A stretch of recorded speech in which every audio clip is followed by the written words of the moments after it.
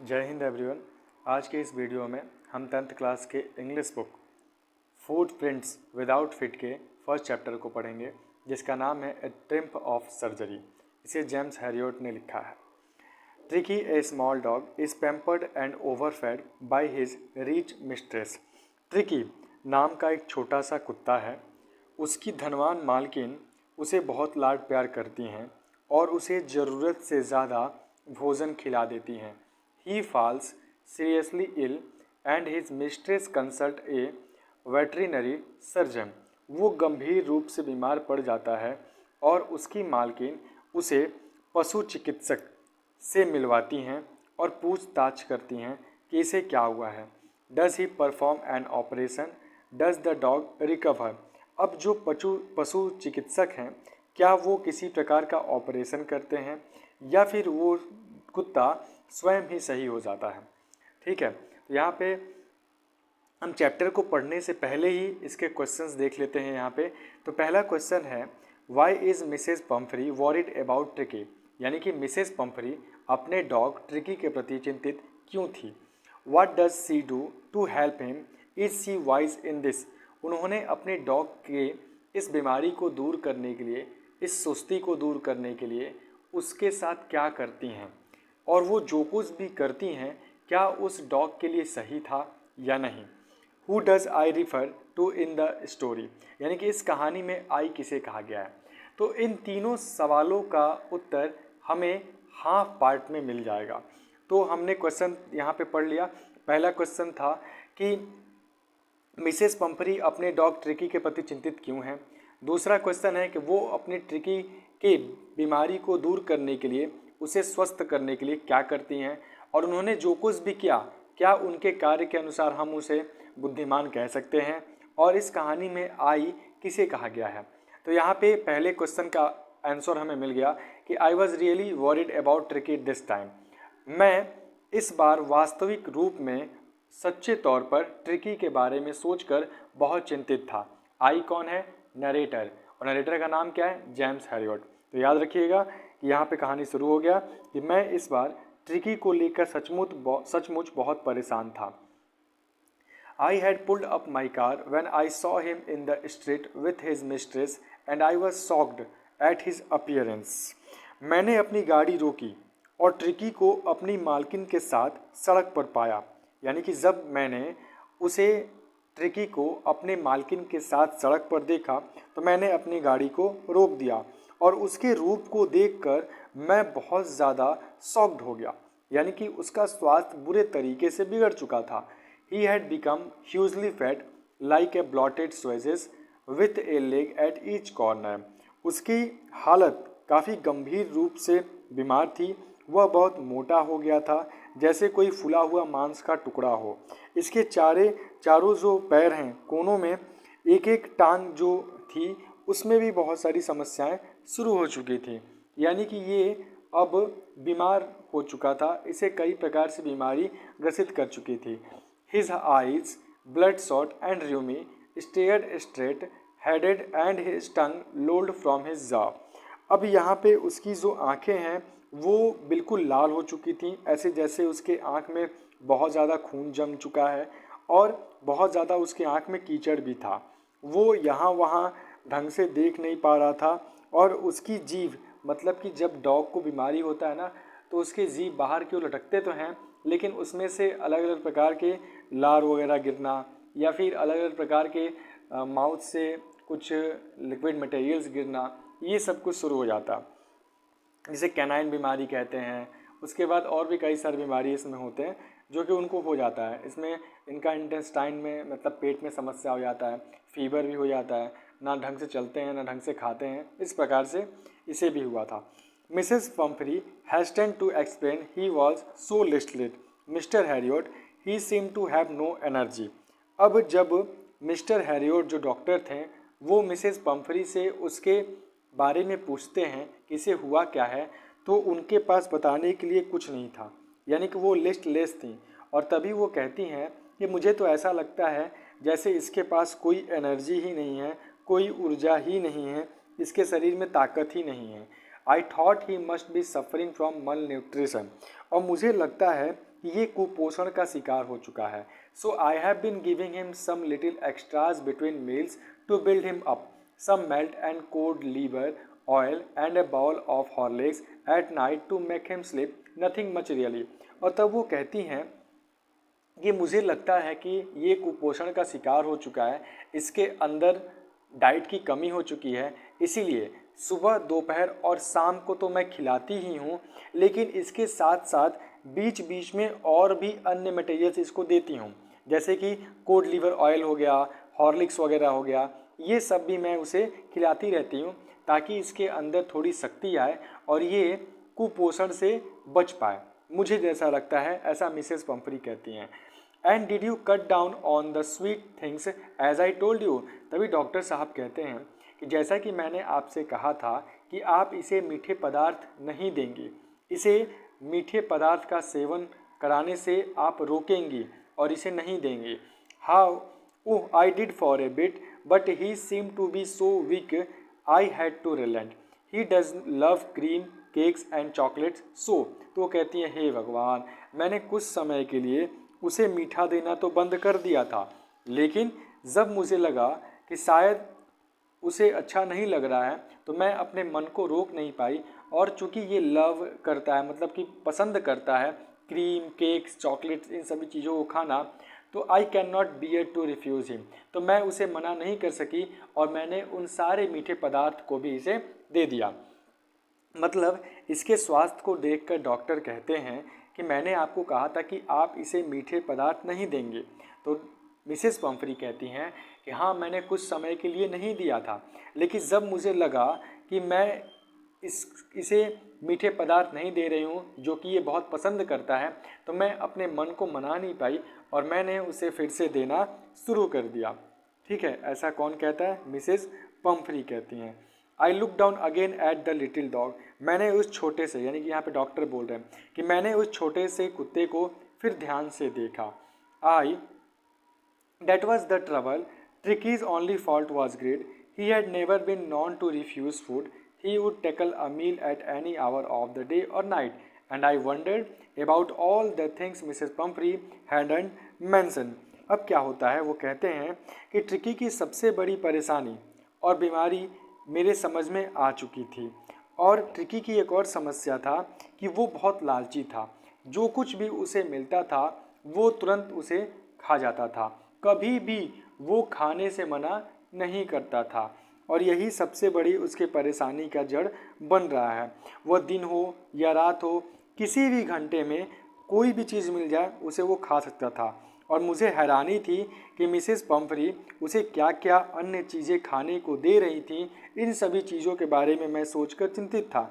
अब फिर क्या होता है, वो पूछते हैं कि are you giving him plenty of exercise, कि क्या आप इसे सैर कराती हैं, इसे व्यायाम कसरत दौड़ाना खिलाना कुदाना ये सब काम कराती हैं। Well he has his little walk with me as you can see, but Hodgkin the gardener has been down with lumbago, so there has been no ring throwing lately. और जब मैंने उनसे यह सवाल पूछा कि क्या आप इसे व्यायाम कसरत वगैरह करवाती हैं, तो कहती हैं कि वह मेरे साथ ही थोड़ा बहुत सैर सपाटा कर लेता है, यानी कि जो डॉग है वो मेरे साथ ही घूमता है। और जैसा कि आप देख भी रहे हैं कि ये मेरे साथ घूम रहा है।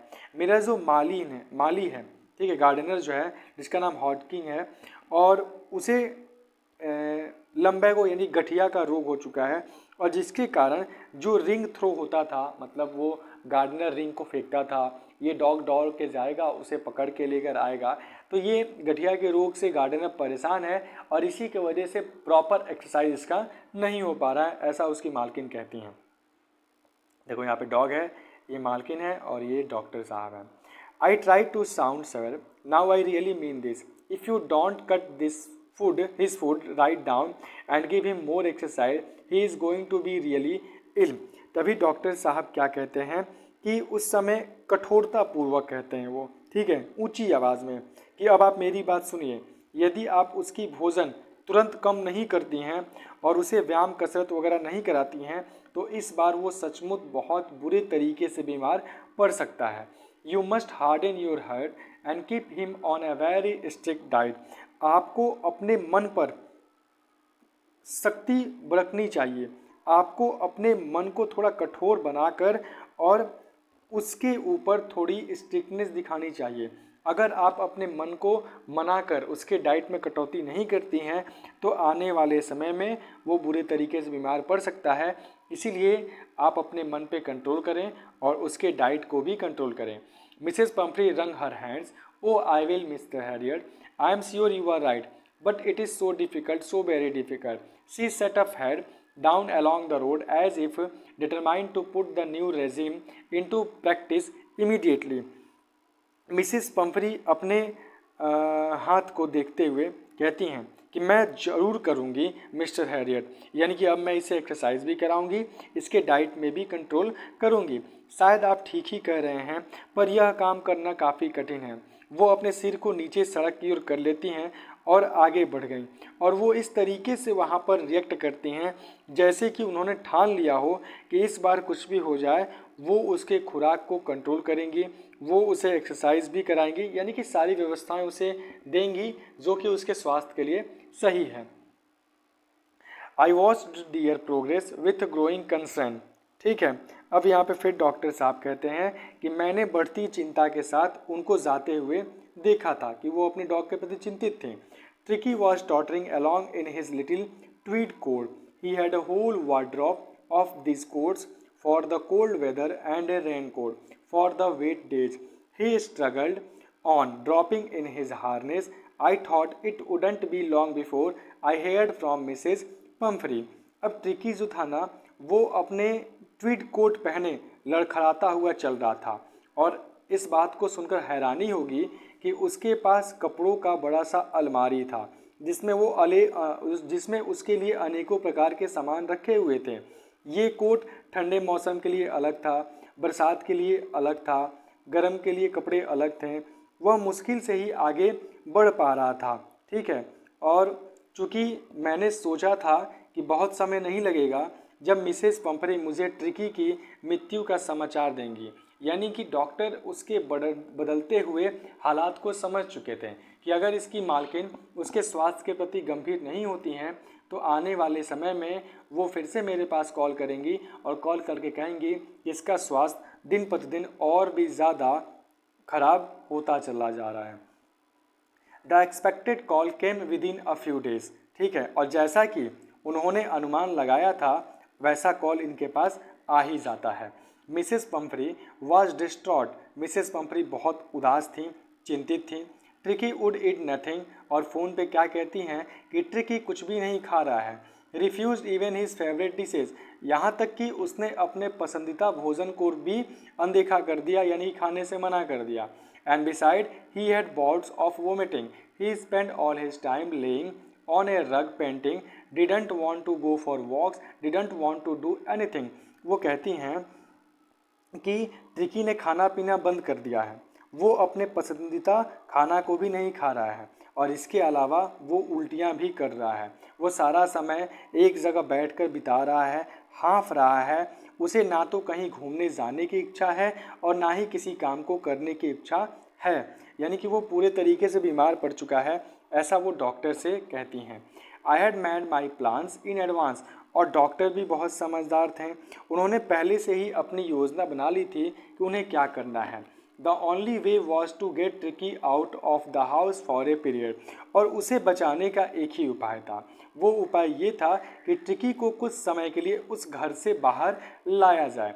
आई suggested that he be hospitalised for about a fortnight to be kept under observation. वो वहाँ जाते हैं और कहते हैं कि इसे कुछ समय के लिए यहाँ से हटाकर अस्पताल में भर्ती करना पड़ेगा ताकि मैं उस पर नज़र रख के उसके बदलते हुए स्वास्थ्य को समझ सकूं, ऐसा वो कहते हैं। और फॉरनाइट का मतलब होता है 2 हफ्तों के लिए। The poor lady almost swooned. She was sure he would pine and died if he did not see her every day. अब वो बेचारी जो मालकिन थी यह सुनकर बिल्कुल अचेत पड़ जाती हैं। वो सोचती हैं कि यदि हर दिन ट्रिकी उसको नहीं दिखेगा तो वो और मालकिन उसे नहीं देखेंगी तो दोनों ही एक दूसरे के बिना नहीं रह सकते हैं, ऐसा वो सोचकर वहाँ पे रिएक्ट करती है। But I took a firm line. Tricky was very ill and this was the only way to save him. In fact, I thought it best to take him without delay, and followed by Mrs. Pumphrey's Wellings, I marched out to the car carrying the entire staff, carrying the little dog wrapped in A blanket. लेकिन यहाँ पर doctor साहब भी एकदम तय कर चुके थे।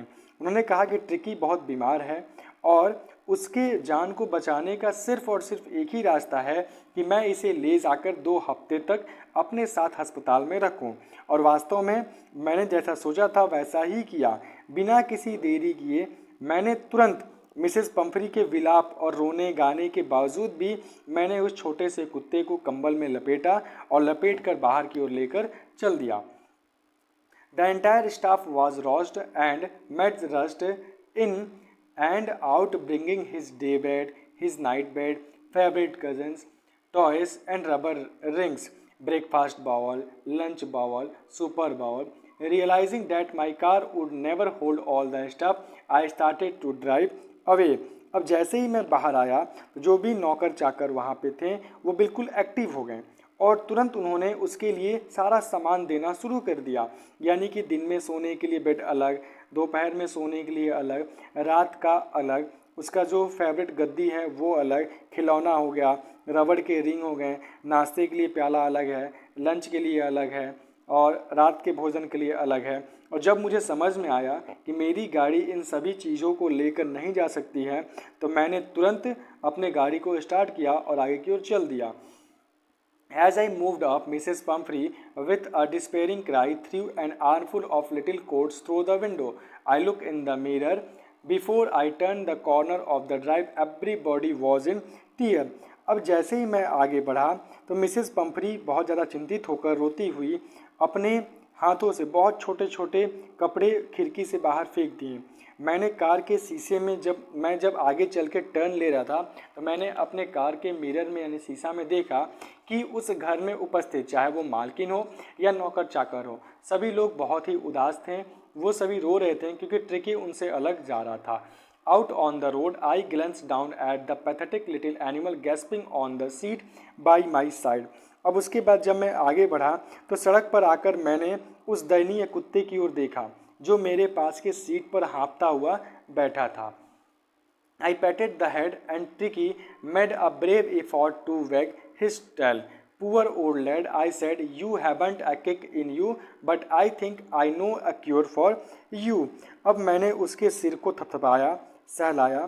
ट्रिकी ने अपनी पूंछ हिलाकर थोड़ा बहुत वहाँ पे ऊर्जा दिखाया।